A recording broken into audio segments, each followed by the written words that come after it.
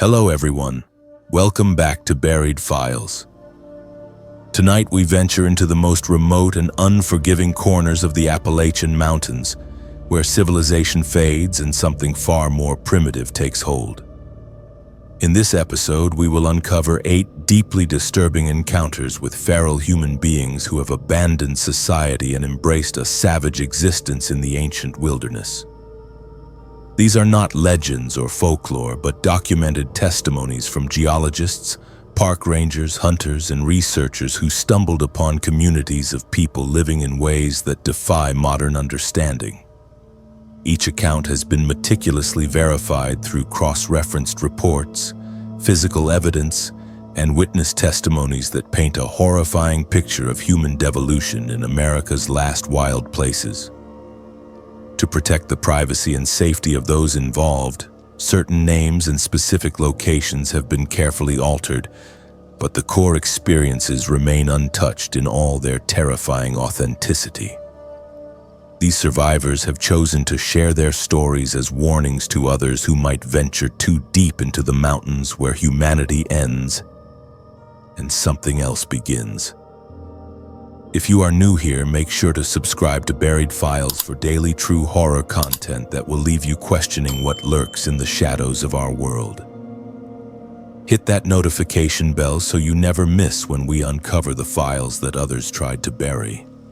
Now let us begin our descent into the heart of Appalachian darkness. My name is Dakota Williams, and I have been a park ranger for the Great Smoky Mountains National Park for 11 years.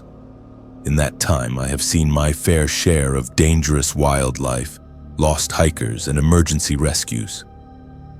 But nothing in my training prepared me for what happened during the 3rd week of September 2022. What I am about to tell you goes against every official report I filed, every statement I gave to my supervisors, and every rational explanation I once believed about what lives in these ancient mountains. It started with the missing hikers. 3 separate incidents in 4 days, all along the same general area near Cataract Falls, about 7 miles into the backcountry. The first was Rebecca Martinez, a 26-year-old from Nashville who had been backpacking solo. Her tent was found intact, sleeping bag still rolled out, but her hiking boots were missing and her food cache had been completely emptied. Not by bears, though. Bears leave distinct claw marks and tear packaging apart. This was methodical, almost surgical in its precision. The second disappearance was more troubling.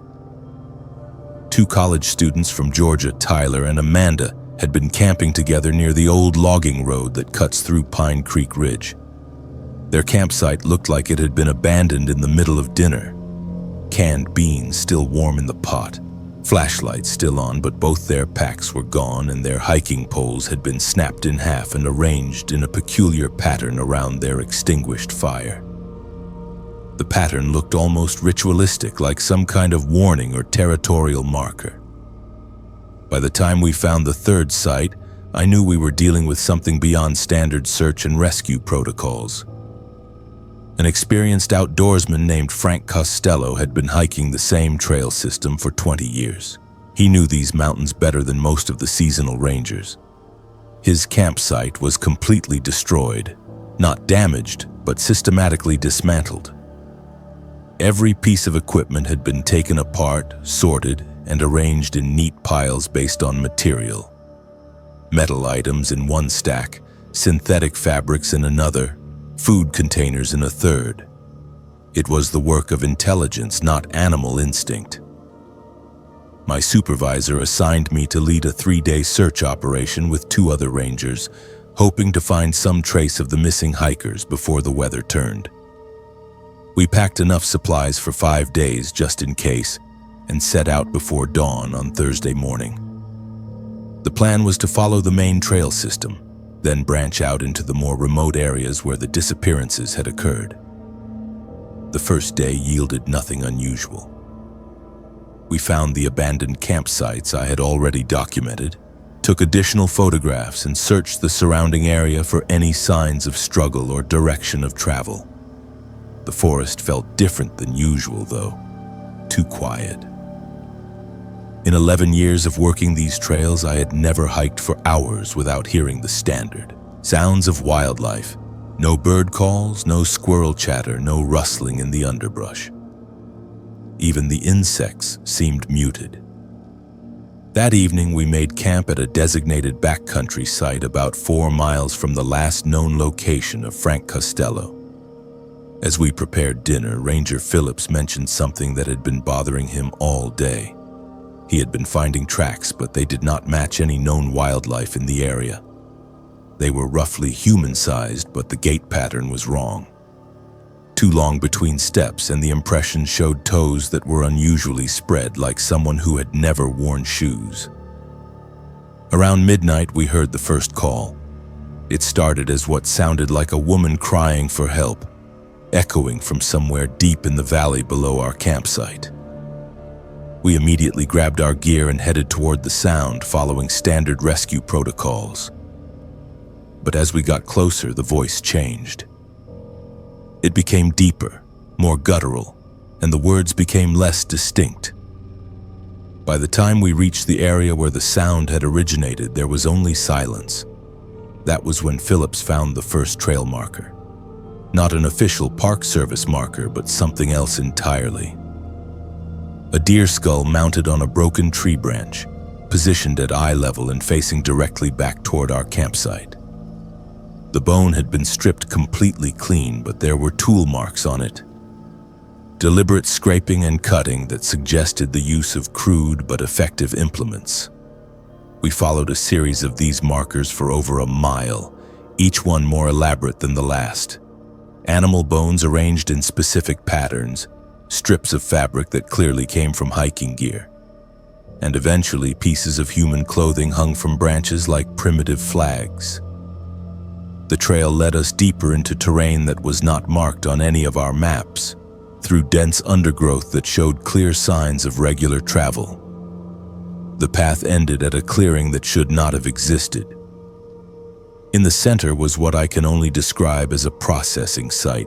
Large, flat rocks arranged in a circle, stained dark with what was unmistakably blood. Animal hides stretched between wooden frames made from saplings. Piles of bones sorted by type and size, and hanging from a makeshift rack constructed of branches and rope, strips of meat in various stages of drying. But it was the smell that confirmed our worst fears.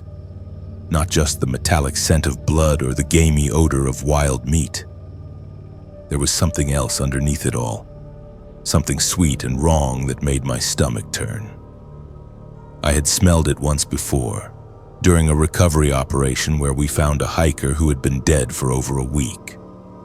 Human decomposition has a distinct odor that you never forget. As we stood there trying to process what we were seeing, Phillips grabbed my arm and pointed toward the tree line. 3 figures stood at the edge of the clearing, barely visible in our flashlight beams. They were human in shape, but wrong in every other way. Gaunt and pale, with long matted hair and movements that were too fluid, too predatory. They wore scraps of clothing that looked like it had been assembled from multiple sources, and they carried crude weapons made from sharpened sticks and metal scavenged from camping gear. The largest of the 3 stepped forward and made a sound that was part growl, part vocalization.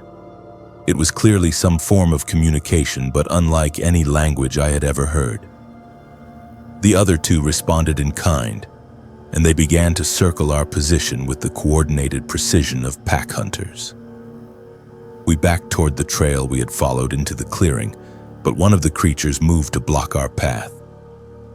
Up close, I could see that it had once been human, but years of living wild had changed it in fundamental ways. Its teeth were filed to points, its fingernails grown long and sharp, and its skin was covered in scars and primitive tattoos made from ash and blood. The standoff lasted only seconds before training took over. We fired our service weapons into the air, hoping to scare them off without causing injury. The sound echoed through the forest, and the creatures immediately scattered, disappearing into the underbrush with inhuman speed and silence. We ran. For over 2 miles, we ran through terrain that seemed designed to slow us down and separate us. Fallen logs blocked our path at regular intervals, forcing us to climb over or go around. Low-hanging branches created natural barriers that had to be navigated carefully in the dark. And all around us, we could hear them moving through the forest, staying parallel to our position but never quite visible. By the time we reached our original campsite, dawn was beginning to break through the canopy. We packed our gear in record time and hiked directly back to the ranger station, where I immediately contacted my supervisor and the county sheriff. The official report documented our discovery of what we termed an illegal hunting camp and possible poaching operation. No mention was made of the creatures we encountered or the clear evidence of human predation we had witnessed.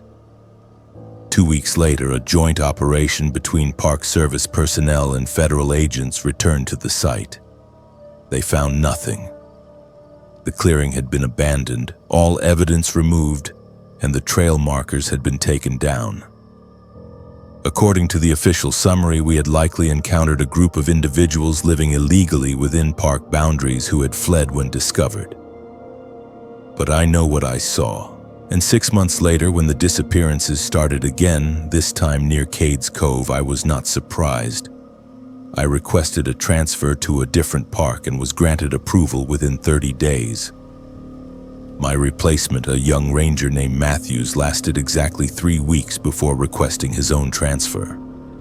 He never told me what he encountered, but I recognized the look in his eyes, the same haunted expression I see in my own reflection every morning. The official position of the National Park Service is that no feral human populations exist within protected boundaries. But late at night, when I am alone with my thoughts, I remember the intelligence behind those pale eyes and the calculated way they moved through their territory. Whatever they once were, they had adapted to life in the deep wilderness in ways that made them more dangerous than any natural predator. I still work as a park ranger, but now in Colorado, where the mountains are younger and the forests hold different secrets. Sometimes, though, I get calls from colleagues still working in the Smokies. They tell me about hikers who vanish without explanation, about campsites found empty with all the food missing, about sounds in the night that do not match any known wildlife. And I tell them what my supervisor told me after I filed my original report.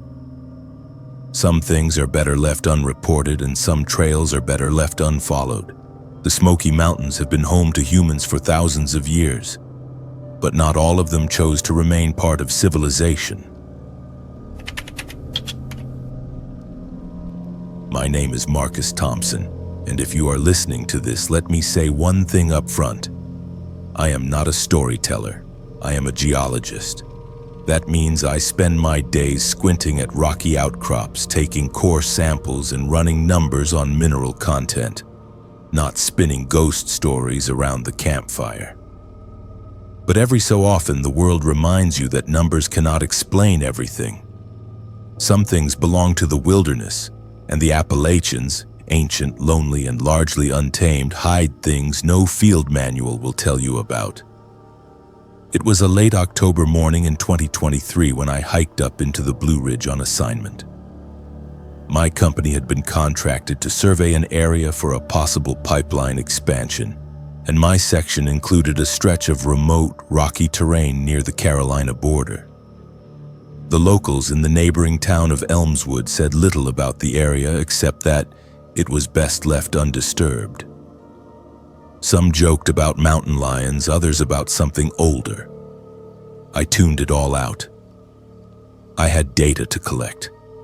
The first thing you have to understand about this place is the silence. I do not mean the quiet of a city park or even the hush after fresh snowfall. I mean the kind of quiet that presses against your ears, making you aware of your own breathing. The wind in these mountains moves in odd currents. Sometimes a gentle sigh, sometimes a cold hand up the back of your neck. The trees here grow thick and close, their roots so tangled in the old rock that when you try to cut a trail, you end up walking in circles. That morning, the autumn leaves had already fallen in great rust red and gold mats, muffling even my own footsteps. The initial part of my hike was routine. I checked coordinates, marked outcrops, and documented a few minor landslides.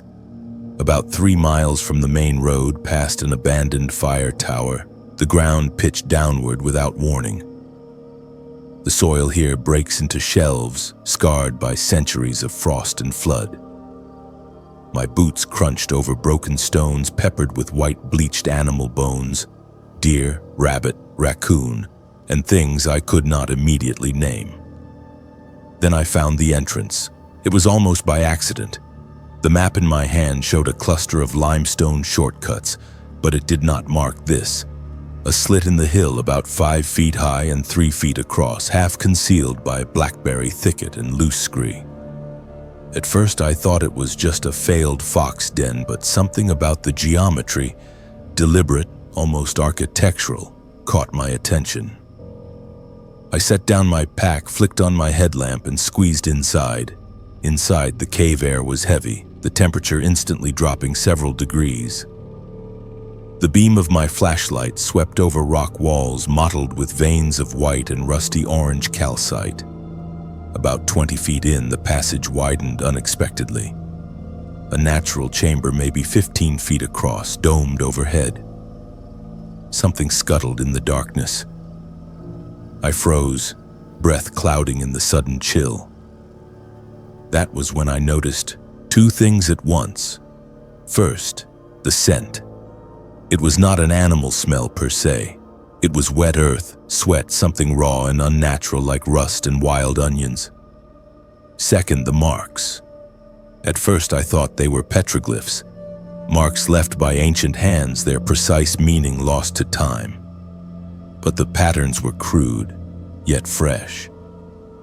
Long parallel scratches, shallow at either end, scored deeply into the limestone at odd intervals.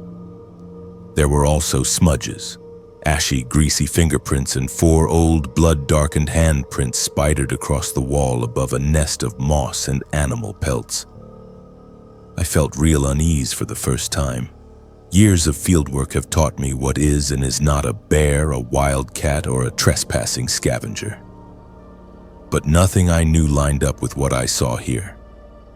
The nest, if you could call it that, was ringed not only with tufts of dry grass and leaves, but with carefully arranged bones, most of them animal, but some plainly horrifyingly human. Fingers, a jawbone, what looked like several molars embedded in a chunk of weathered gum. My rational mind insisted I was witnessing the detritus of some deranged squatter. Maybe a small-time cult or someone hiding from the world and sinking into madness. But then I heard the breathing. It came from deeper in the cave, a slow, laboring draw of air, so faint I almost missed it. My muscles locked, time stretched out. Then deliberately I stepped back, headlamp swinging, heart kicking a painful rhythm in my chest. That was when the thing moved. The barest shuffle, then a soft grunt, not animal, not quite human. My beam caught on an eye, not the red shine of a deer nor the pale flicker of a raccoon.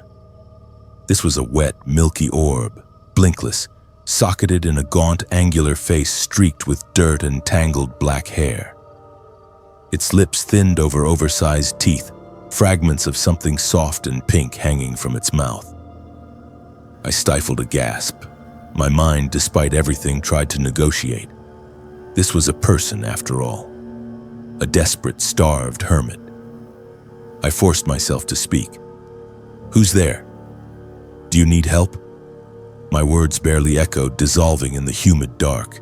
The being clicked its tongue rapidly, a staccato rhythm echoing against stone, its nostrils widening as if to scent me. It ducked low, frog-like, impossibly fast, hands touching the dirt as if ready to launch forward. I retreated several steps, pulse hammering in my ears. I remembered what my local contact Joe, 60-something, lived his whole life in Elmswood, told me before I left. If you hear whistling or see shapes watching you from the tree line, do not linger, do not stare, do not try to help. I flicked my headlamp off for an instant, willing my body to quiet. When I turned it back on, the thing had crept closer, almost at the edge of the light. I could make out a twisted, splayed body, long limbs, muddy fingers, ribs showing through smudged skin. No clothes except a ragged sheet or pelt knotted at the waist. It crawled like a spider. Suddenly it screamed. The sound was nothing like a human. It started deep in the chest, then rose, ululating, hitting an octave that sent birds fleeing from trees outside. My ears rang. Instinct took over and I ran. I stumbled, lost my balance, bashed my shoulder bloody against a stone outcropping, but somehow clawed my way into the open air. Adrenaline made everything vivid, the shock of sunlight, the hiss of wind in brittle grass, the taste of bile in my throat. As I staggered back onto the trail, I heard something shuffle behind me, then impossibly a faint, mocking whistle. The same pattern I had tapped on rock as a child when I was scared of the dark. The thing was mimicking me. I ran until my legs gave out. Every bush and shadow seemed to breathe, and I found myself constantly glancing back, half convinced I was being followed. I reached half a mile down the trail before collapsing in the dry leaves. Only then, shaking, did I check my phone. No bars, no GPS signal. I forced myself to keep moving, panic rising afresh with every imagined footfall, every twig snap. Eventually, numb with fatigue, I reached my car as late afternoon light poured sideways across the mountain. I fumbled my keys, hands shaking, and started the engine. Through the rearview mirror, I caught a flicker at the edge of the woods, the shadow of something long-limbed just out of sight. I never went back. The next day, the company called. The survey was canceled, nothing further needed at my site. I told them someone was living in that cave, that it was not safe. The words felt weak, like something I should have forgotten after a sleepless night, but they have not left me. Weeks passed and I tried to forget, to rationalize. But every now and then I would get a text or call from colleagues assigned further down the escarpment. Small things at first. Missing equipment, butchered kits, GPS units ruined or stolen, weird scratches found on vehicles. Months later, Joe called me, voice hollow. "Listen, Marcus," he whispered. "They found another cave. This time there were boot prints, not just animal ones, but both. Big, human. But the rangers said they ended halfway up a cliff wall, like whoever made them walked into thin air." "What about the person?" He paused so long I thought the line had dropped. "Wasn't just one," he finally said. "There's more than one thing living up there.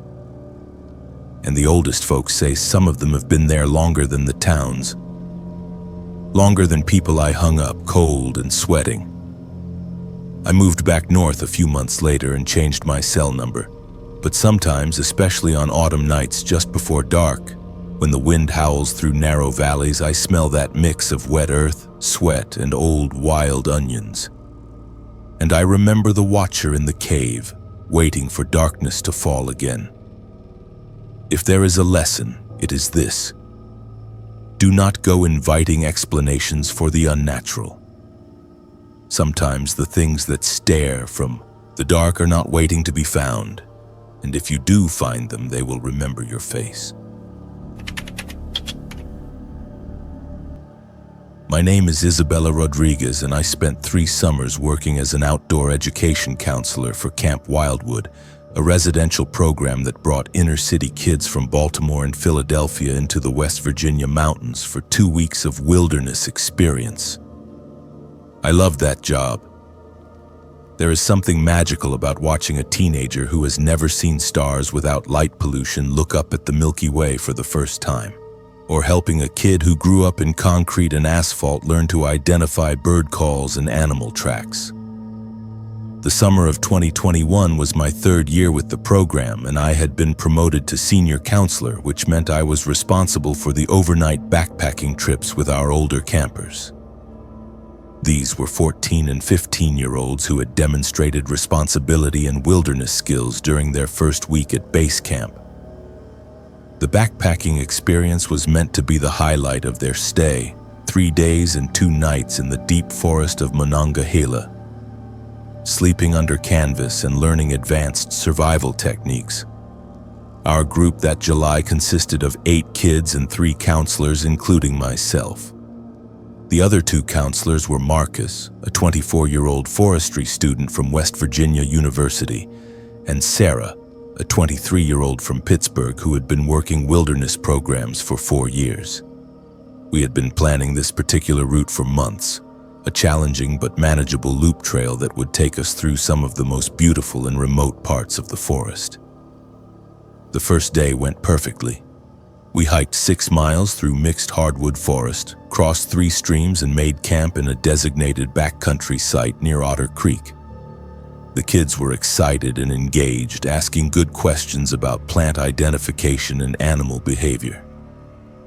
After dinner, we sat around our carefully contained campfire, and I taught them some of the Cherokee legends about the mountains while Sarah helped them identify constellations. It was around 10:30 that night when we first heard the other children laughing. At first, none of us thought much of it. Summer camps use the Monongahela system regularly, and while our site was supposed to be isolated, it was possible another group was camping within a mile or 2 of our location. The laughter was distant but clear, the unmistakable sound of kids playing some kind of game in the dark. High-pitched giggles and what sounded like a group of voices calling out to each other. One of our campers, a 14-year-old named Damon from West Philadelphia, sat up in his sleeping bag and listened intently. "Miss Isabella," he whispered, "that sounds like kids our age. Can we go say hi?" I explained that wandering around in the forest at night was against safety protocols, but promised we would keep an ear out and maybe try to make contact in the morning if the other group was still in the area. The voices continued for about 20 minutes, sometimes closer, sometimes farther away, but always just at the edge of our hearing. What struck me as odd was the consistency of the laughter. In my experience working with teenagers, group play usually involves periods of quiet planning, arguments about rules, or natural breaks in activity. But these voices maintained the same level of excited chatter without any variation in tone or intensity. Around midnight, the sound stopped completely and we all settled in for sleep. I was sharing a tent with 2 of the girls, and Marcus and Sarah each had tents with groups of the boys. As the senior counselor, I always stayed awake longer than the others, making sure everyone was settled and listening for any sounds that might indicate wildlife in the area. I must have dozed off around 1 in the morning because the next thing I remember was being woken by Sarah shaking my shoulder. "Isabella," she whispered urgently, "you need to hear this." I checked my watch. It was 3:15. Outside our tent, I could hear voices again, but they were much closer this time. Close enough that I could make out individual words. What I heard made my blood run cold. The voices were calling out names, but they were the names of our campers. "Damon," called a young voice that sounded exactly like one of our girls. "Damon, come play with us." Then another voice, this one sounding like Marcus. "Isabella, we found something cool. Come see." But Marcus was in his tent and I could hear him breathing deeply in sleep. And the girl whose voice had called for Damon was in the tent right next to mine, also clearly asleep. Sarah grabbed my arm. "They have been doing this for 10 minutes, she whispered, using our voices, calling our names. But everyone is accounted for. I unzipped the tent flap slightly and peered out into the darkness. Our campfire had died down to glowing embers, but there was enough moonlight to see the immediate area around our tents. Nothing moved, but the voices continued, now coming from multiple directions around our campsite. A perfect imitation of my own voice called out, "Marcus, can you help me with something?" Then what sounded exactly like Sarah. "Kids, wake up. We are going to see something amazing." The mimicry was flawless. Not just the tone and pitch, but speech patterns and phrases that each of us actually used. Whoever or whatever was out there had been listening to us carefully enough to reproduce our individual ways of speaking with perfect accuracy. I made a decision that probably saved our lives. Instead of investigating or trying to make contact, I woke everyone up as quietly as possible and told them we were breaking camp immediately. Some of the kids complained, thinking it was some kind of drill or test, but the fear in my voice must have convinced them this was serious. We packed our gear by flashlight in complete silence, and within 30 minutes we were hiking back toward base camp in the middle of the night.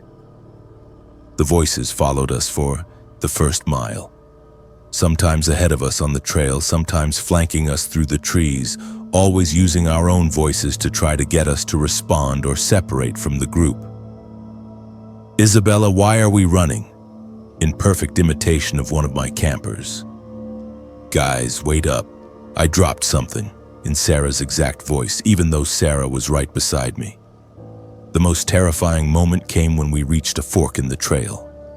We had taken the left path on our way in, but in the darkness and stress of the emergency evacuation, I was not entirely certain which way led back to camp. As I stood there with my map and compass trying to get our bearings, I heard my own voice calling from the right-hand path. "This way, everyone." I found the trail, but I was standing right there and I had not said a word. That was when 8-year-old Keisha, one of our younger campers who had been moved up to the advanced group because of her exceptional wilderness skills, tugged on my sleeve and whispered something that still gives me nightmares.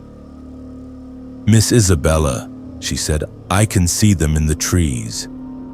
They look like kids, but they are moving wrong." I followed her gaze and saw shapes moving through the forest canopy, traveling from branch to branch with fluid grace that no human child could possess.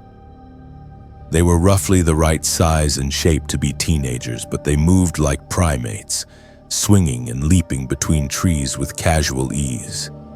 And they were naked, their pale skin almost luminous in the moonlight. We took the left path and kept moving, but the pursuit continued for another 2 miles. The voices became more desperate and commanding, perfect imitations of our own voices ordering us to stop, to come back, to split up so they could help us better. They knew our names, our mannerisms, even private conversations we had had earlier in the day. Around 5 in the morning, as dawn began to filter through the forest canopy, the voices finally stopped. We reached base camp exhausted and shaken, but alive and all accounted for. The camp director, a man named Robert who had been running wilderness programs for 15 years, listened to our report with growing concern. After we had all eaten breakfast and the kids were resting in their cabins, he pulled the 3 counselors aside for a private conversation. "This is not the first time something like this has happened," he told us. "We have had reports of voices in the forest, mimicry, and sightings of what people describe as feral children for the past 3 years. Always in the same general area where you were camping." He showed us a file that contained incident reports from other camps and individual hikers, all describing similar encounters with beings that appeared to be human children but displayed impossible physical abilities and predatory behavior. According to Robert, the local rangers were aware of the situation but had no effective way to address it. The creatures, whatever they were, showed clear intelligence and seemed to understand that they were being hunted. They avoided all attempts at contact or capture, and they never left physical evidence that could be documented or studied. The most disturbing part of Robert's briefing was his theory about what we were dealing with. He believed these were children who had become lost in the forest over the years and had somehow survived by adapting to a completely wild existence. Cut off from human society during critical developmental years, they had reverted to primitive behaviors while retaining enough human intelligence to be incredibly dangerous. The mimicry suggests they understand that human communication is important, he explained. But they use it as a hunting tool, the way some predators use camouflage or deception to catch prey. They have learned that humans respond to familiar voices, especially the voices of people they trust. We never went back to that area of the forest. The camp program was moved to a different section of Monongahela the following summer, and new safety protocols were established requiring all overnight trips to carry satellite communication devices and travel in larger groups. But I sometimes wonder about those children, if that is what they were. How long had they been living wild in those mountains? How many were there? And what had happened to turn them from lost children into something that hunted other humans? 6 months after our encounter, Robert called to tell me that 2 hikers had gone missing in the same area where we had been camping. Their backpacks were found hanging from tree branches 30 feet off the ground, but there was no sign of the hikers themselves. The local search and rescue team found tracks around the area, small human footprints that led into the forest canopy and disappeared. I still work with kids, but now in urban educational programs where the biggest danger is traffic and the most exotic wildlife is pigeons. Sometimes, though, when I hear children laughing and playing outside my apartment window, I find myself listening carefully to make sure the voices belong to children I can actually see. Because I learned that summer that not everything that sounds human actually is, and some of the most dangerous predators are the ones that know exactly how to sound like someone you trust.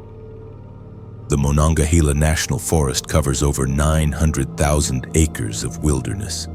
That is a lot of space for things to hide, and a lot of places where lost children might learn to survive in ways that change them into something else entirely. Something that remembers just enough about being human to be more dangerous than any natural predator. My name is Jackson O'Brien, and I have been bow hunting in the Pennsylvania mountains for 15 years. I grew up in Scranton, but every November since I turned 16, I have made the trip up to the Allegheny National Forest with my father and uncle for our annual deer hunt. It was a tradition that meant everything to me. 3 generations of O'Brien men carrying on something that had started with my great-grandfather, who immigrated from County Cork in 1923. The autumn of 2020 was different because it was the first year I went without my father. He had passed away from cancer that spring, and my Uncle Pat decided he was too old to make the trip anymore. But I could not break the tradition. I convinced my 2 best friends, Derek and Tommy, to join me for what I promised would be a straightforward hunting trip in an area I knew better than my own neighborhood. We arrived at our usual campsite on Sunday afternoon, the 2nd week of November. The location was perfect for deer hunting, a small clearing surrounded by oak and maple trees about 8 miles into the forest, accessible only by an old logging road that required 4-wheel drive to navigate. We had been camping there for years, and I could set up our base camp with my eyes closed. Derek was 29, a construction foreman from Philadelphia who had grown up hunting with his grandfather. Tommy was 31 like me, an Iraq veteran who worked as a mechanic and used hunting as a way to deal with what he called his demons from overseas. Both were experienced outdoorsmen who knew how to move quietly through the forest and respect the wilderness we were entering. The first sign that something was different came Monday morning. We split up before dawn to cover more ground, each taking a different section of the ridge system we had mapped out over years of hunting the area. The plan was to meet back at camp by noon to compare notes and plan the afternoon hunt. I was about 2 miles north of our campsite, sitting in a tree stand I had used many times before, when I noticed the complete absence of wildlife. In 15 years of hunting these mountains, I had never experienced such absolute silence. No bird calls, no squirrels moving through the trees, not even the sound of insects. It was like every living thing had decided to leave the area overnight. Around 10 in the morning, I caught movement in my peripheral vision. Something large was moving through the forest about 100 yards to my east, staying just at the edge of my sight. At first, I assumed it was Derek or Tommy, maybe tracking a wounded deer or exploring new territory. But the movement pattern was wrong. Too fluid, too quiet, and following no logical hunting strategy I could recognize. I climbed down from my stand and tried to get a better look, but whatever it was stayed just out of clear view. I could catch glimpses through the trees, a dark shape that seemed to be paralleling my position but maintaining its distance. When I moved toward it, it moved away. When I stopped, it stopped. It was like being shadowed by something that understood exactly what I was doing and why. By noon, neither Derek nor Tommy had returned to camp. I waited until 2 in the afternoon, then began following the trails we had agreed they would take. Derek's path led along a creek bed where the hunting was usually excellent, but I found no trace of him beyond his initial tracks leaving camp. Tommy's route took him up to a rocky outcropping that provided a good view of the entire valley, but when I reached the spot, there was no sign he had ever been there. I spent the rest of the afternoon calling their names and firing signal shots with my rifle, standard protocol when someone gets lost or separated. The sound echoed through the mountains, but there was no response. As darkness fell, I returned to camp and built up the fire, hoping they would see the light and find their way back. That was when I heard the first response to my calls. It came from the direction Derek had taken that morning. A perfect imitation of Tommy's voice calling my name. "Jackson," it called, "they're over here." I found something, but Tommy had gone in the opposite direction and the voice was coming from an area I had already searched thoroughly. I grabbed my rifle and a flashlight and headed toward the sound, but as I got closer, the voice moved farther away. It kept calling, sometimes using Derek's voice, sometimes Tommy's, always staying just out of sight and leading me deeper into unfamiliar territory. After 20 minutes of following the voices through dense underbrush, I realized what was happening and stopped dead in my tracks. Something was using my friends' voices to lure me away from camp, and that meant either they were being controlled somehow or something else had learned to mimic their speech perfectly. Either possibility terrified me. I made it back to camp and spent the night awake by the fire, rifle across my knees, listening to the voices of my friends calling to me from multiple directions around the perimeter of the clearing. Sometimes they sounded injured, begging for help. Sometimes they sounded excited, claiming to have made a big kill and needing assistance. The mimicry was flawless, including inside jokes and personal references that only Derek and Tommy would know. Tuesday morning, I made the decision that probably saved my life. Instead of continuing to search for my friends, I broke camp and hiked directly back to where we had parked the truck. The entire 8-mile hike, I was followed by voices in the forest, becoming increasingly desperate and angry as they realized I was leaving. When I reached the truck, I found Derek's bow and arrow quiver hanging from the side mirror. They had not been there when we arrived Sunday, and they showed clear signs of being deliberately placed as some kind of message or trophy. The arrows had been removed, and the bowstring had been cut, making the weapon useless. I drove directly to the Pennsylvania State Police Barracks and reported my friends missing. The search and rescue operation began that afternoon and continued for 5 days. They found Tommy's backpack hanging from a tree branch 20 feet off the ground, but there was no indication of how it had gotten there or why someone would have placed it at that height. Derek's rifle was discovered 3 days later, partially buried under a pile of stones arranged in a careful pattern. The weapon had been completely disassembled, every piece separated and cleaned, then reassembled incorrectly so that it could not function. It was the work of intelligence, not animals or natural processes. The official search was called off after a week with no trace of either man beyond the abandoned equipment. The conclusion was that they had become lost or injured and succumbed to exposure, though their bodies were never recovered despite extensive efforts involving helicopters and teams of volunteers. But I knew what had really happened, and 6 months later I got confirmation. I was contacted by a park ranger named Williams, who worked in a different section of the Allegheny National Forest. She told me that hunting parties had been reporting similar experiences for the past 2 years.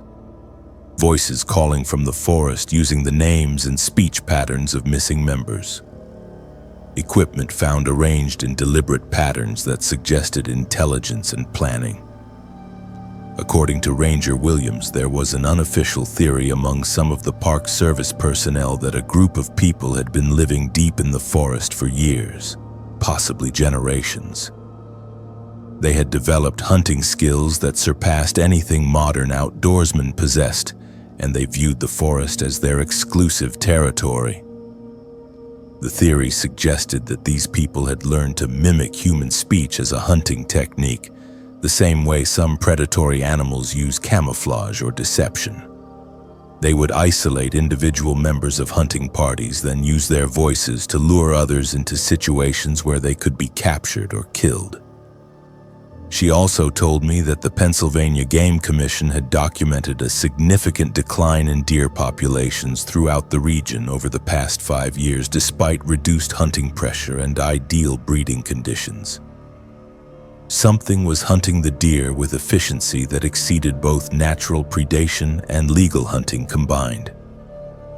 I never went back to the Allegheny Mountains. The following year, I started hunting in New York State, always in groups of at least 4 people, and never in areas more than 3 miles from a main road. But sometimes when I am sitting in a tree stand waiting for deer, I hear voices calling from deeper in the forest. And sometimes those voices sound exactly like Derek and Tommy, still trying to get me to follow them into the darkness. Tommy's wife received his military death benefits after the official declaration, but Derek's family never got closure. His parents still believe he might be alive somewhere, maybe injured and unable to find his way home. I have never told them about the voices that used his speech patterns or about the bow hanging from our truck like a warning sign. The Allegheny Mountains have been home to hunters for thousands of years, long before Europeans arrived with modern weapons and hunting regulations. Some of those hunters never stopped viewing the forest as their territory, and they have developed skills that make modern outdoorsmen look like amateurs playing games in their backyard. They are still there, watching and waiting for the next group that ventures too deep into their domain. And they have learned that the most effective way to hunt humans is to use the voices of people we trust, calling to us from the darkness until we follow them far enough from safety that no one will ever find us again. My name is Ezra Mitchell, and for 7 years I lived completely off the grid in the remote foothills of eastern Kentucky. I moved there in 2015 after a messy divorce cost me my house in Louisville and left me questioning everything about modern life.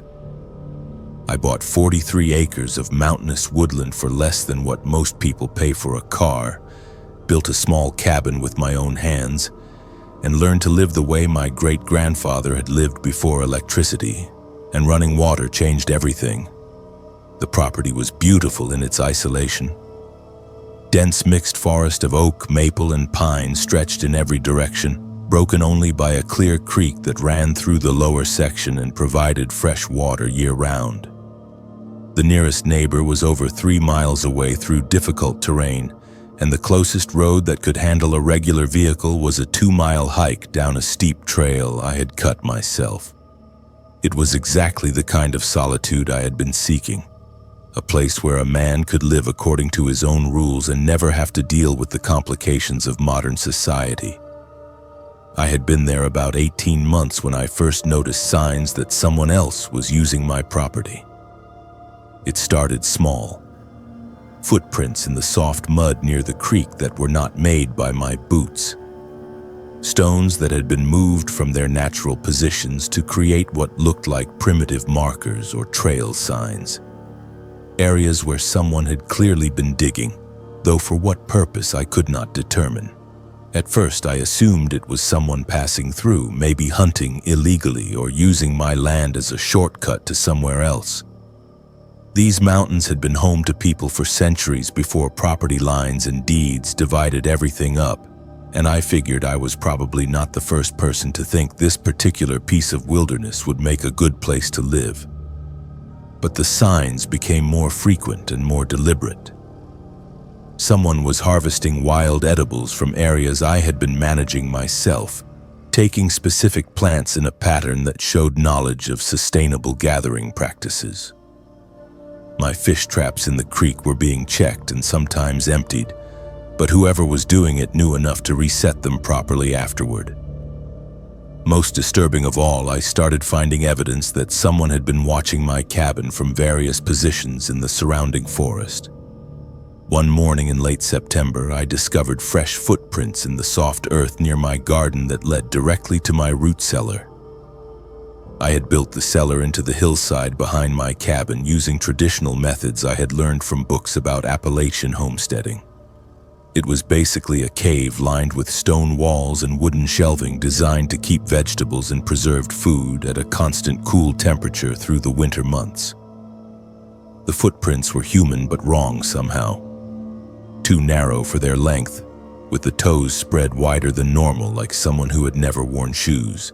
They circled the cellar entrance multiple times, and whoever had made them had spent considerable time examining the wooden door I had built to seal the entrance. That evening, I decided to keep watch. I positioned myself in the loft of my cabin with a clear view of the root cellar and settled in for what I figured might be a long night. I had my hunting rifle and a thermos of coffee prepared to wait until dawn if necessary. Around 2 a.m, I saw movement near the tree line. A figure emerged from the forest and approached the root cellar with the careful movements of someone who knew exactly where they were going. In the moonlight, I could see it was human-shaped but moved wrong, staying low to the ground and using both hands and feet to navigate the terrain. The figure spent nearly an hour examining my root cellar, running its hands over the door and walls, even pressing its face against the wood as if trying to smell what was inside. Finally, it began to dig. Not at the door, but next to the cellar, scraping at the earth with its bare hands and what looked like crude tools made from sharpened sticks and stones. I watched in growing alarm as it became clear that whoever this was intended to dig their way into my food storage. This was not casual trespassing or harmless curiosity. This was someone who knew I had food stored there and was methodically planning to take it. I made a decision that I have regretted ever since. Instead of confronting the intruder immediately, I decided to wait and see how far they would go. I told myself I was being cautious, but the truth is I was afraid. Something about the figure's movements and the deliberate way it worked suggested this was not some random vagrant or desperate local resident. This was something else entirely. The digging continued for 3 nights. Each time the figure would emerge from the forest around the same time, work for several hours, then disappear before dawn. It was making steady progress, tunneling along the stone wall of the cellar toward what I knew was the corner where I kept my winter supply of potatoes and preserved meat. On the 4th night, I decided to move my observation post closer. I climbed down from the cabin loft and positioned myself behind a large oak tree about 50 feet from the cellar. From there, I had a much clearer view of what was happening, and what I saw made my blood run cold. The figure was not alone. There were 3 of them, all working together with the coordinated efficiency of people who had done this kind of thing before. They had tools, crude but effective implements made from metal scavenged from old farm equipment and sharpened stones, and they were not just digging randomly. They had a plan, a systematic approach to reaching my stored food that showed intelligence and long-term thinking. But it was their appearance that truly frightened me. These were human beings, but they had been changed by years of living completely wild. Their skin was darkened by dirt and weather, their hair grown long and matted with debris. They wore scraps of clothing that looked like it had been assembled from multiple sources, animal hides mixed with fragments of modern fabric that had probably been scavenged from abandoned campsites or hunting cabins. Most disturbing of all was the way they communicated. They made soft grunting and clicking sounds, a primitive language that seemed to convey complex information with remarkable efficiency. They were organized, disciplined, and clearly accustomed to working as a team. By the fifth night, they had broken through into my root cellar. I watched from my hiding place as they systematically emptied my winter food supply, passing containers and bundles of preserved meat from hand to hand in a human chain that disappeared into the forest. They took everything. Months of preparation for winter gone in a single night. But they left something behind. In the morning, when I finally worked up the courage to inspect the damage, I found that they had arranged some of their own food stores in place of what they had taken. Wild tubers, nuts, dried meat that smelled wrong, and other foraged items I could not identify. It was not an equal trade by any means, but it was clearly intentional. They were not thieves in the traditional sense. They were operating according to some kind of primitive social code that I did not understand. That was when I found the bones. Hidden in the back corner of the root cellar, carefully wrapped in what looked like human hair woven into crude rope, was a collection of bones that made me physically sick. Most were animal, but some were unmistakably human. Finger bones, teeth, what looked like pieces of a human skull. And they were old, weathered smooth by years of handling. I left that same day. I packed only what I could carry in my truck and abandoned 7 years of work building a life in those mountains. I never went back, never tried to sell the property, never even contacted the local authorities. I told myself that no one would believe me, but the truth is I was terrified of what might happen if I brought outside attention to whatever was living in those hills. 6 months later, I heard from a friend in Louisville who had seen a news report about the area. A hunting party had found what authorities described as an illegal campsite on the same mountain where my property was located. The report mentioned evidence of long-term habitation, primitive shelters, and what investigators called disturbing artifacts that suggested the site had been occupied for years. The hunters who made the discovery refused to go into detail about what they had seen, but one of them was quoted as saying that whoever had been living there was not living by any rules that civilized people would recognize. The investigation was turned over to federal authorities, and as far as I know, no results were ever made public. I live in a suburban apartment now, surrounded by neighbors and streetlights and all the complications of modern life I once tried to escape. But sometimes, late at night when the world is quiet, I remember the sound of those primitive voices communicating in the darkness, and the careful way they had arranged their offerings in place of the food they took. I think about the bones wrapped in human hair, and I wonder how many other people had tried to build lives in those remote mountains over the years. How many had encountered the same beings I met, and how many had made different choices about how to handle the situation. The Appalachian Mountains have been home to human beings for thousands of years, long before European settlers arrived and long before property deeds and modern law divided everything up into neat parcels. Some of those people never joined the modern world, never learned to live according to civilized rules, never stopped viewing the mountains as their territory and everyone else as intruders. They are still there, living according to ancient codes and defending their territory in ways that most people would never understand. And they are patient, watching and waiting for the next person who thinks they can build a life in the deep wilderness without understanding what else calls those mountains home. My name is Autumn Hayes, and I work as a meteorologist for the National Weather Service office in Little Rock, Arkansas. My specialty is severe weather prediction and storm tracking, which means I spend a lot of time in remote locations setting up monitoring equipment and collecting atmospheric data. Most of my field work is routine, but the assignment that took me into the Ozark Mountains in March of 2022 became something that no amount of scientific training could have prepared me for.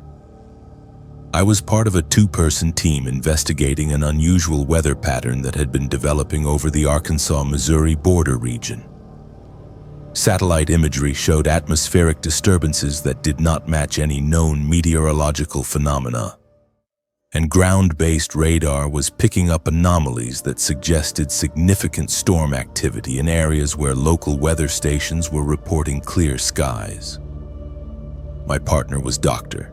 James Crawford, an atmospheric physicist from the University of Arkansas who specialized in rare weather events. We drove up into the mountains on a Tuesday morning in late March, when the forest was just beginning to show the first signs of spring.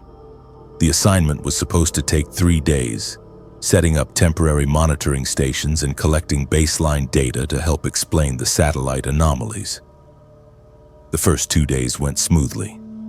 We established monitoring stations at 3 different elevations, collected soil temperature readings, and documented local topographical features that might be affecting air currents. The equipment was functioning perfectly, and we were getting consistent readings that should have helped explain the unusual satellite data. But on Thursday morning, everything changed. We woke up to weather conditions that should have been impossible given the forecast. The sky was a sickly yellow-green color that I had only seen once before, during a tornado outbreak in Oklahoma. The barometric pressure was dropping faster than anything our instruments could properly measure, and the temperature had fallen 30 degrees since midnight. Dr. Crawford checked our equipment 3 times, convinced there was a malfunction. According to every predictive model we had access to, the conditions we were experiencing could not exist in this geographic region during this time of year. The atmospheric pressure readings suggested we were in the path of a Category 3 hurricane, but we were 600 miles from the nearest ocean and 1,500 feet above sea level. Around noon, the storm hit with a ferocity that defied explanation. Winds that our anemometer measured at over 90 miles per hour before the device was destroyed by flying debris. Rain that fell so hard it was difficult to breathe if you faced into it. Lightning strikes that seemed to target metallic objects with deliberate precision, destroying 2 of our monitoring stations in the first hour. We took shelter in our research van, but it quickly became clear that the vehicle would not provide adequate protection. The storm was not moving in any predictable pattern. Instead of passing through the area like a normal weather system, it seemed to be circling our position, creating a localized vortex of destructive weather that had no basis in atmospheric science. By 3 in the afternoon, a pine tree the size of a telephone pole crashed across the road behind us, blocking our escape route. Dr. Crawford made the decision that probably saved our lives.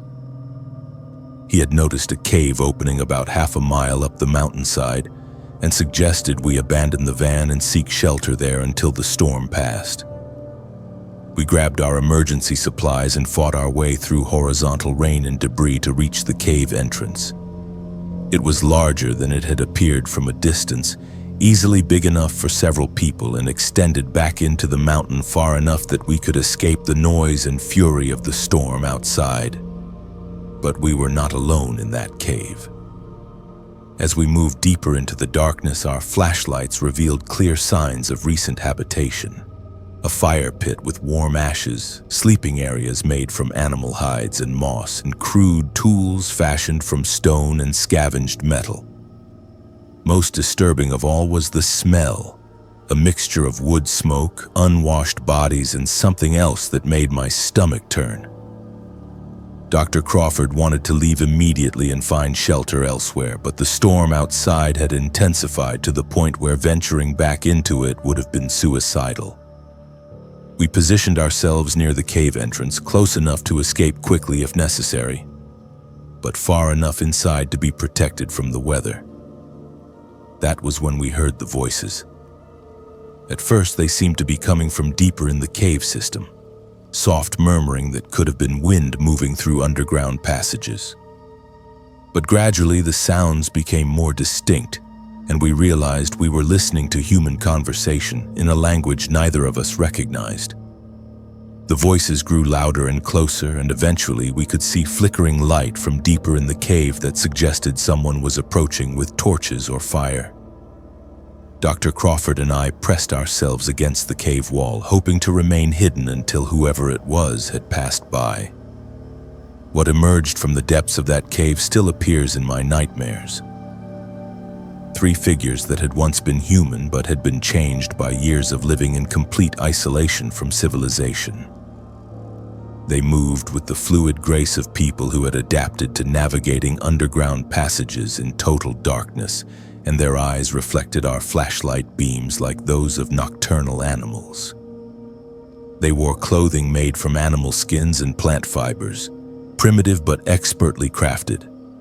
Their skin was pale from lack of sunlight, but tough and scarred from years of harsh living. Most unsettling of all was their reaction to our presence. They showed no surprise at finding strangers in their cave, as if they had been expecting us. The largest of the 3, a man who might have been 50 or 70 years old, stepped forward and spoke to us in perfect English. "Storm brought you here," he said, his voice raspy but clear. "Storm always brings the lost ones to us." He gestured toward the cave entrance where rain was still pounding the mountainside. "Been waiting 3 days for this one to build, right?" Dr. Crawford tried to explain that we were scientists conducting weather research, that we had equipment and colleagues who would be looking for us. The man listened patiently, then smiled with teeth that had been filed to sharp points. "No equipment works when the mountain calls the storm," he said. "Been calling storms for longer than your people been keeping weather records." That was when I understood that the atmospheric anomalies we had been sent to investigate were not natural phenomena. These people, whoever they were, had somehow learned to manipulate local weather patterns.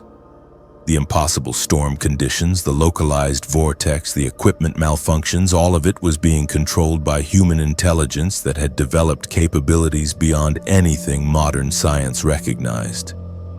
The 3 figures seemed to be debating something among themselves in their strange language, occasionally glancing at us and gesturing toward different parts of the cave. Finally, the leader turned back to us and made an offer that chilled me to the bone. "Storm will pass by morning," he said. "You can leave then. Go back to your flatland people and your machines that measure what they cannot understand. Or you can stay, learn the old ways, become part of the mountain family that keeps the ancient knowledge alive." When we indicated that we wanted to leave, his expression darkened. "Mountain does not like to let go of those who have seen too much," he warned. "Your weather machines will never work right again. Your predictions will fail when the mountain decides to call storms, and someday when you least expect it, another storm will bring you back to us." We spent that night huddled near the cave entrance, listening to the voices of the cave dwellers echoing from deep underground and watching the impossible storm continue to rage outside. By morning, the weather had cleared completely, revealing a landscape that looked like it had been hit by a tornado despite the complete absence of any rotating wind patterns. Our research van was destroyed, crushed by falling trees and battered by hailstones the size of golf balls. Most of our equipment was either missing or damaged beyond repair. We hiked back to the main road and were picked up by a search and rescue team that had been looking for us since we failed to check in the previous evening. The official report documented equipment failure due to unexpected severe weather, with no mention of the cave dwellers or their claims about controlling storms.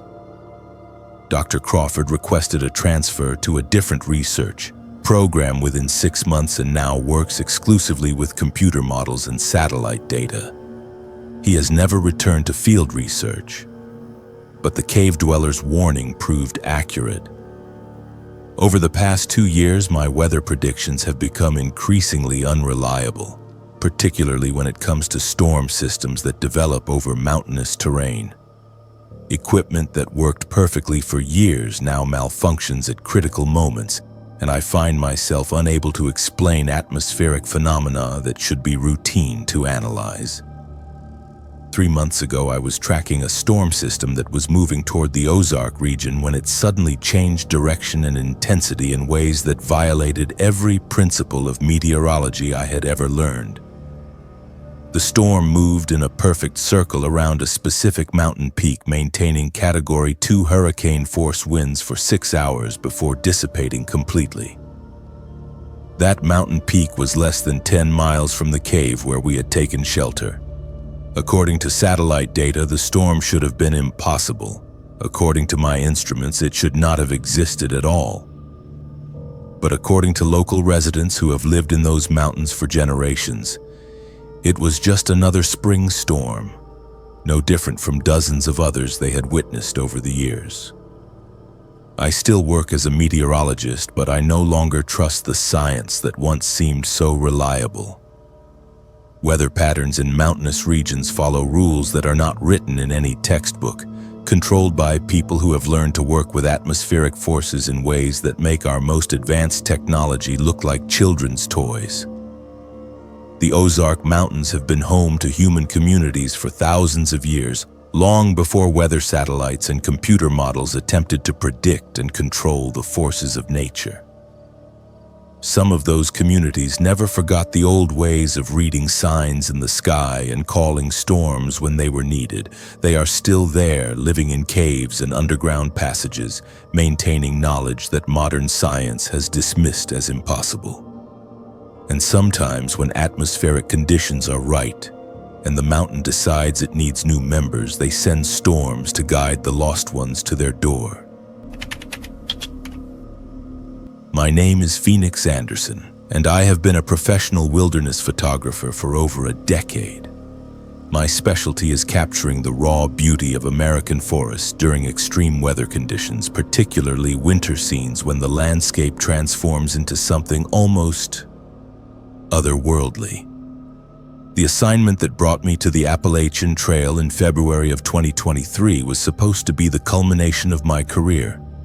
A month-long photography expedition documenting winter wildlife adaptation in the most remote sections of the trail system. I had planned the trip for 2 years, studying weather patterns, wildlife migration routes, and topographical features to identify the most promising locations for capturing unique images. My route would take me through sections of the trail in Virginia, West Virginia, Tennessee, and North Carolina, focusing on high-elevation areas where snow and ice create the most dramatic photographic opportunities. The expedition began in Shenandoah National Park on February 3rd, when temperatures were hovering around 15 degrees Fahrenheit and fresh snow had fallen for 3 consecutive days. Perfect conditions for the stark, minimalist compositions I was hoping to capture. I was carrying winter camping gear rated for temperatures down to -20 degrees, plus over 40 pounds of camera equipment designed to function in extreme cold. For the first week, everything went according to plan. I captured images of frozen waterfalls, snow-laden branches creating natural sculptures, and wildlife tracks crisscrossing pristine white landscapes. The cold was brutal but manageable with proper clothing and shelter. I was averaging about 8 miles per day, stopping frequently to set up shots and waiting for optimal lighting conditions.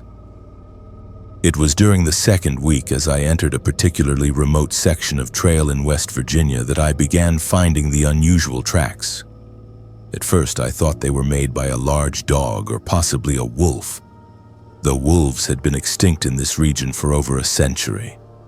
The prints were roughly canine in shape, but significantly larger than any domestic dog breed, with claw marks that extended unusually far from the toe pads.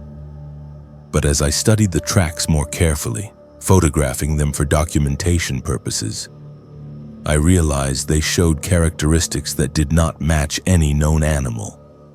The gait pattern was wrong for a quadruped, showing irregularities that suggested the creature sometimes walked on 2 legs rather than 4. The depth and distribution of weight suggested something much heavier than any dog or wolf, yet the tracks showed intelligence in their placement, deliberately avoiding areas where they would be easily spotted. I followed the tracks for over 2 miles, fascinated by the photographic opportunities they presented, and curious about what kind of animal could be creating such unusual prints. The trail led me off the main Appalachian Trail onto what appeared to be an old logging road that had been abandoned for decades. The tracks became more numerous here, joined by others that suggested I was following not just one creature, but several. The logging road ended at what had once been a clear-cut area, now partially reforested with young trees and dense underbrush. In the center of this clearing was a structure that defied immediate explanation. It appeared to be some kind of shelter, but constructed using techniques I had never seen before. Large logs had been arranged in a complex pattern, partially buried in the earth, with spaces between them filled with smaller branches, leaves, and what looked like animal fur. But it was the size of the structure that truly shocked me. This was not a simple lean-to or hunting blind. It was easily 20 feet in diameter and appeared to extend underground, as if the visible portion was only the upper level of a much larger dwelling. Most disturbing of all was the smell emanating from inside, a mixture of rotting meat, unwashed bodies, and something else that made my stomach turn. I approached cautiously, camera ready, professional curiosity overcoming the growing sense of unease I was feeling. The entrance to the structure was partially hidden by hanging strips of bark and animal hide, but I could see that it opened into a much larger space than the exterior suggested. I took several photographs of the construction, noting the sophisticated engineering involved in creating such a stable shelter using only natural materials. That was when I heard the breathing, deep rhythmic exhalations coming from somewhere inside the structure, too loud and too slow to be coming from any normal-sized animal. I froze, camera still raised, trying to process what I was hearing. Whatever was inside that shelter was large, and it was awake. The breathing stopped suddenly, replaced by sounds of movement, scraping and shuffling that suggested something large was rising to its feet. I backed away from the entrance, instinct screaming at me to run, but professional habit kept me focused on documenting what I was witnessing. What emerged from that winter den still haunts my nightmares. It was humanoid in basic shape, but changed by years of adaptation to extreme cold and harsh living conditions.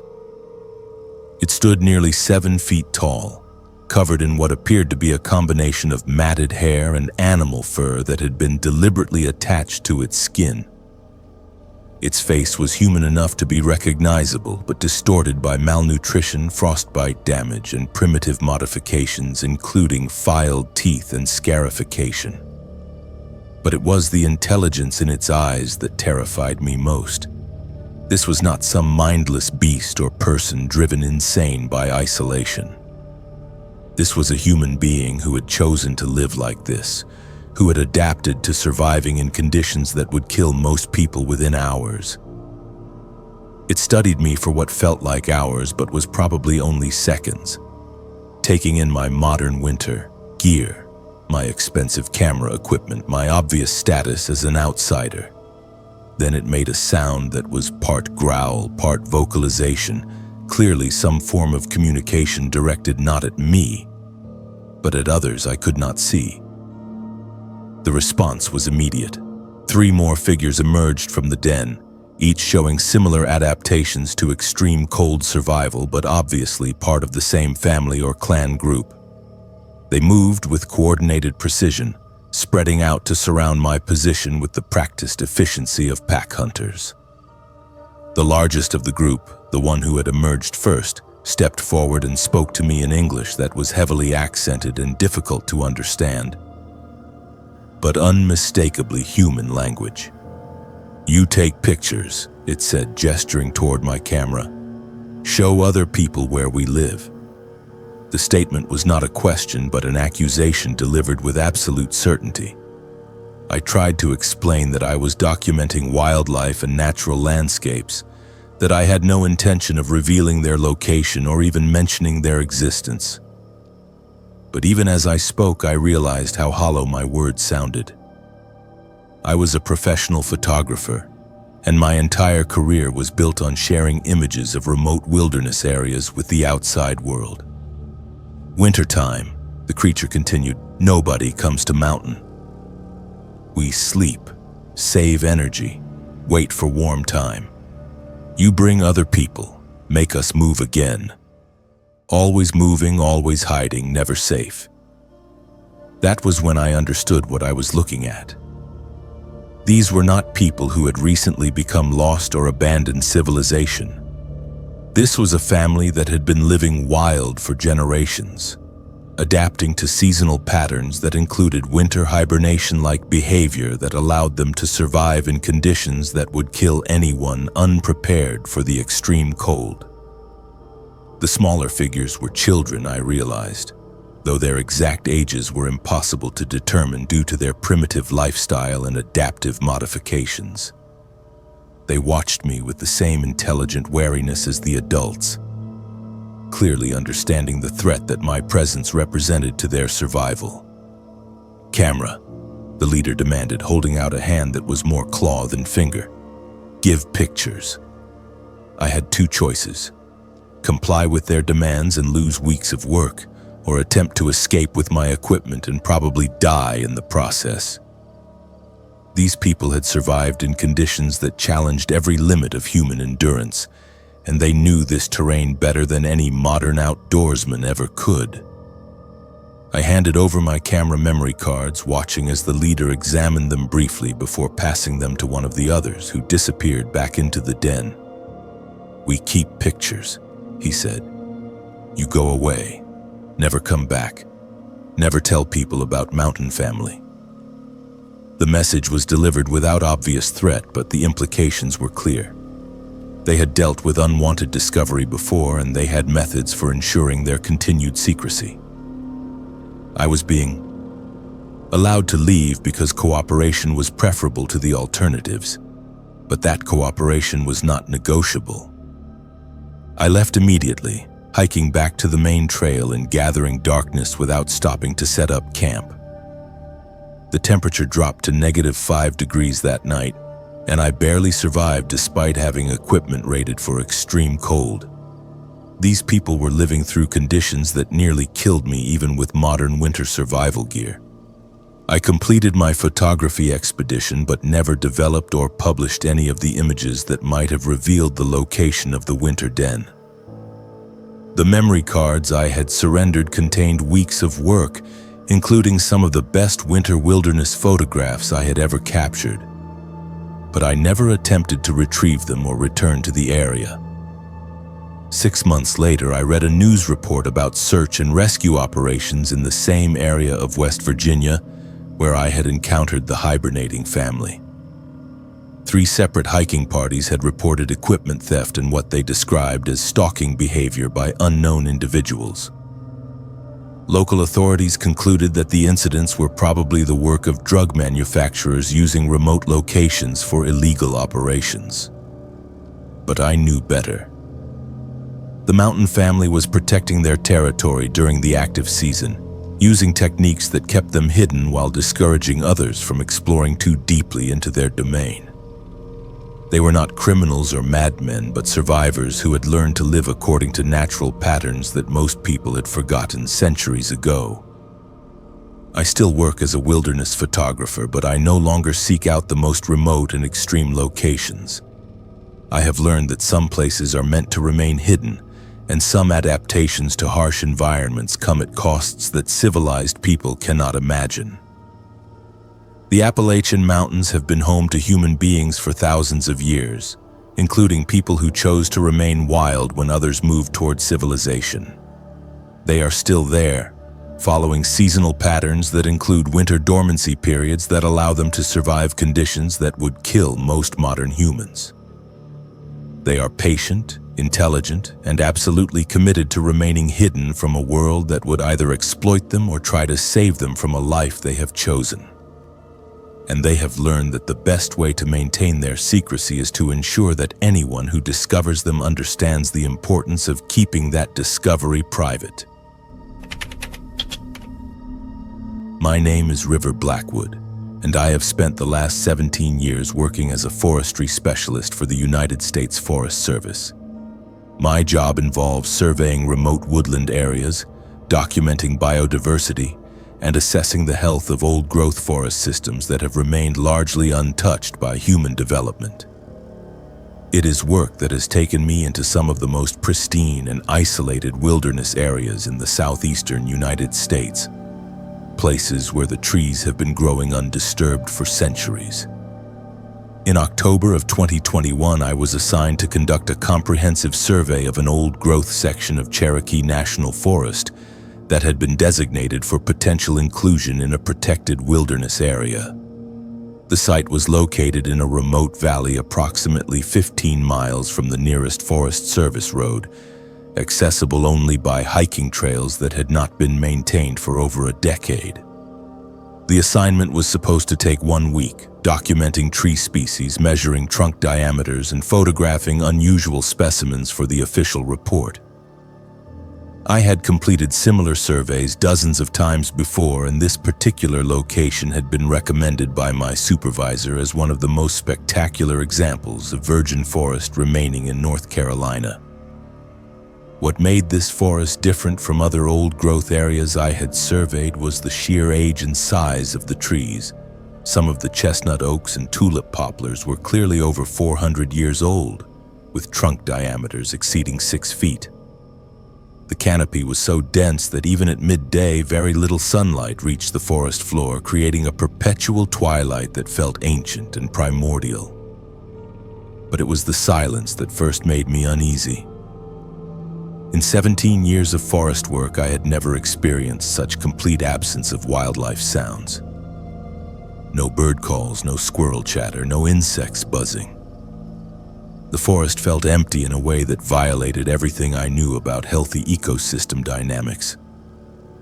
On my second day in the area, I began finding the markings. At first, I thought they were natural scarring from lightning strikes or disease, but closer examination revealed deliberate patterns carved into the bark of specific trees. The marks were old, weathered by years of exposure, but clearly made by tools rather than natural processes. The markings appeared to be territorial markers of some kind, carved at precise intervals along what seemed to be established trails through the forest. Each marked tree displayed the same symbol, a spiral pattern that started small at the base and grew larger as it wound upward around the trunk. Following these trail markers led me deeper into the forest than my original survey area required. But scientific curiosity compelled me to document what appeared to be evidence of historical human habitation in an area that was supposed to be pristine wilderness. The trail markers led to a clearing that should not have existed. According to topographical maps and aerial photography, this section of forest was continuous canopy with no natural openings. But there it was, a perfectly circular clearing about 200 feet in diameter, completely hidden from above by an interwoven canopy of branches that had been deliberately trained to grow together. In the center of the clearing stood a structure that defied every principle of forest conservation I had been trained to uphold. It was a dwelling built entirely from living trees, their trunks and branches shaped and guided over years to create walls, roof, and floor without killing the trees themselves. The structure was still alive, still growing, with leaves and new growth emerging from every surface. The craftsmanship was beyond anything I had ever seen. Whoever had created this living building possessed knowledge of tree biology and growth patterns that exceeded anything taught in modern forestry programs. They had convinced dozens of trees to grow in precise directions, their branches interweaving to create spaces that were both architecturally sound and biologically healthy. But the dwelling was not empty. As I approached to examine the construction more closely, I realized that people were living inside the treehouse. I could see movement through gaps in the living walls and smell wood smoke from a fire that must have been burning somewhere within the structure. I called out, identifying myself as a Forest Service employee and explaining that I was conducting a routine survey. The response was immediate and terrifying. The forest around me suddenly exploded with movement as figures emerged from camouflaged positions I had not even noticed. They had been watching me since I entered the clearing, possibly since I first found the trail markers. There were at least a dozen of them, men and women of various ages, all dressed in clothing made from forest materials and moving with the fluid grace of people who had spent their entire lives in the wilderness. But what struck me most was their appearance. These were not primitive people struggling to survive in harsh conditions. They were healthy, well-nourished, and clearly thriving in their forest environment.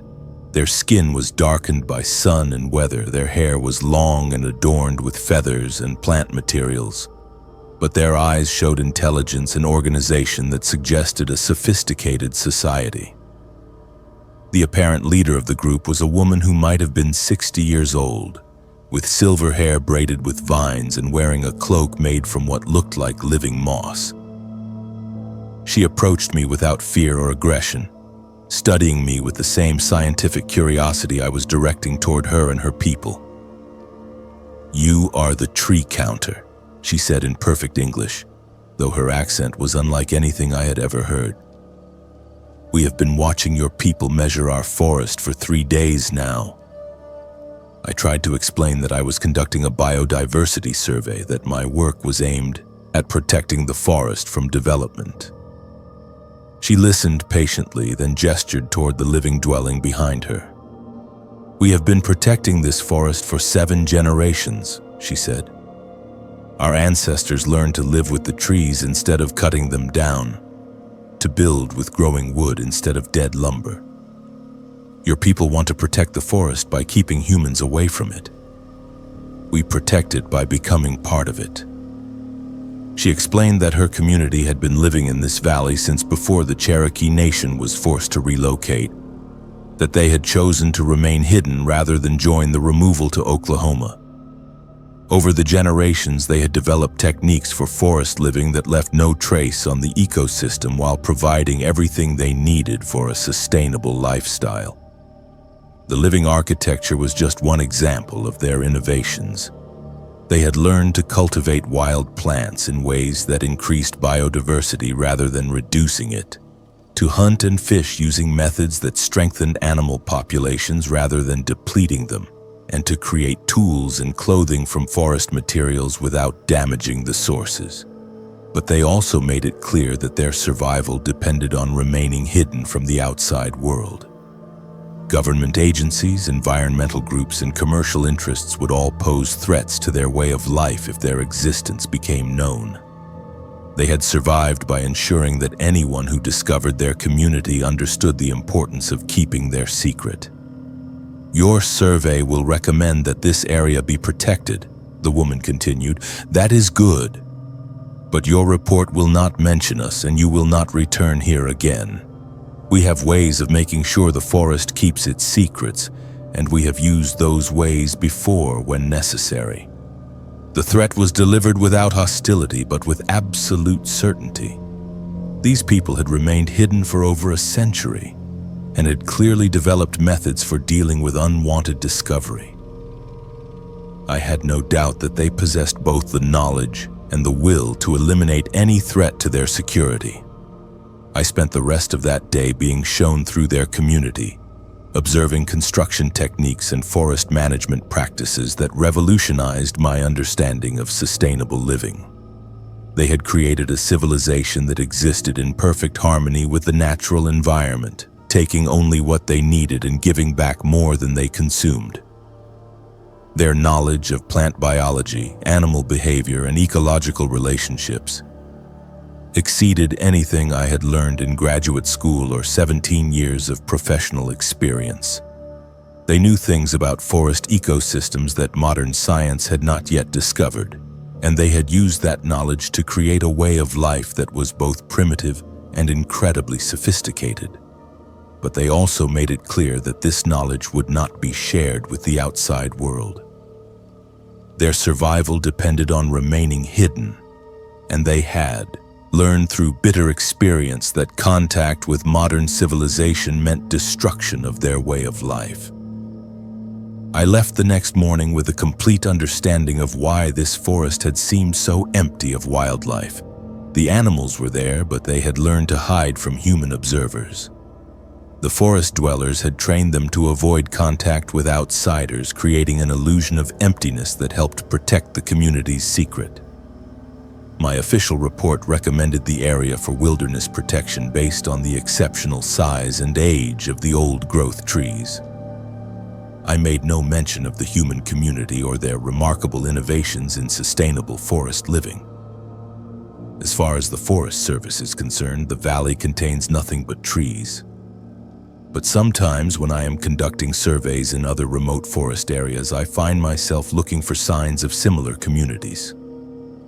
I study unusual tree growth patterns and wonder if they might be evidence of living architecture. I listen for the absence of wildlife sounds that might indicate human habitation designed to remain hidden. The Cherokee National Forest covers over 600,000 acres of wilderness, much of it never fully explored or documented. There is room in that vast expanse for communities that have learned to live without leaving traces. People who have chosen to remain part of the natural world rather than trying to dominate it. They are still there, protecting the forest by becoming one with it, maintaining knowledge that could revolutionize our understanding of sustainable living. But that knowledge will remain hidden as long as the outside world continues to view wilderness as something to be either exploited or preserved, rather than something to live with as equals.